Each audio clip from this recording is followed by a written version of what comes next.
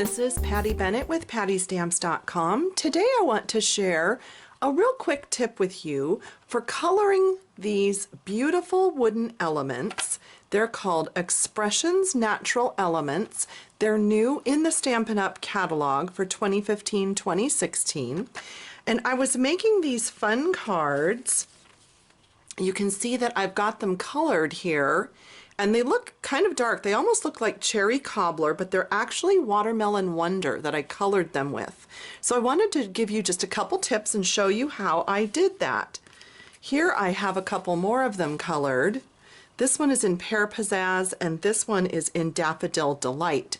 And you can see that they color a little darker, probably because they're already wood and they're a little bit darker to begin with. It's not white. It's not like coloring on white. So what I did was actually, let me show you the Pear Pizzazz one because we have lots of samples already in the Watermelon Wonder.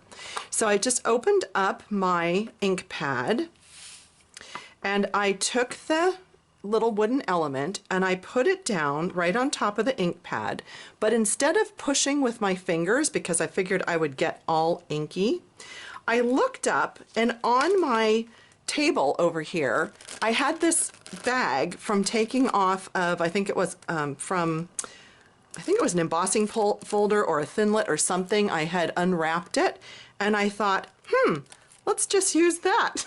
So I did that and I thought, what a great tip. I just wanted to share that with you.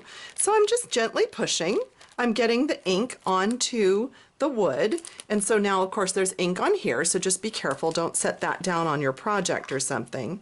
And then I used the tip of my paper piercing tool to just lift it up.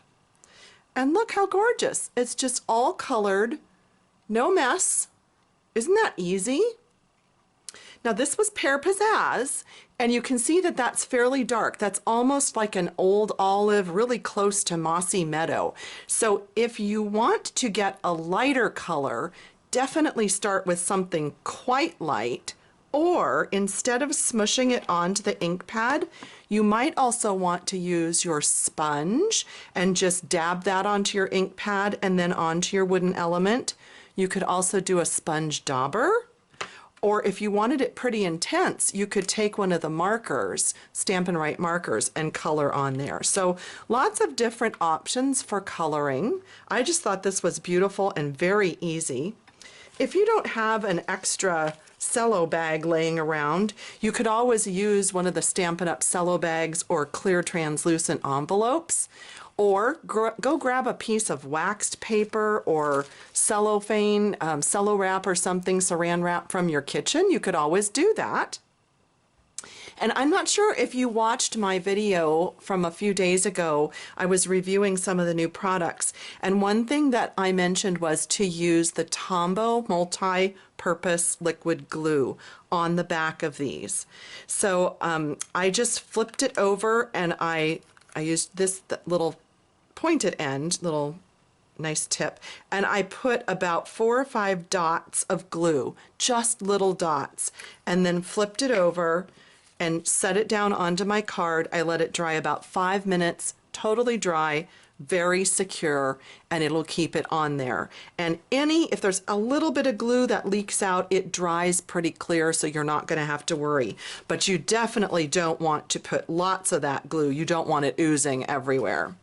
So again, real pretty, right? Aren't those fun? I love using them in colors. If you enjoyed that tip and like to see more, please be sure to click up there and subscribe to my channel so you don't miss any of my videos. And feel free to like this video or leave a comment if you have any questions.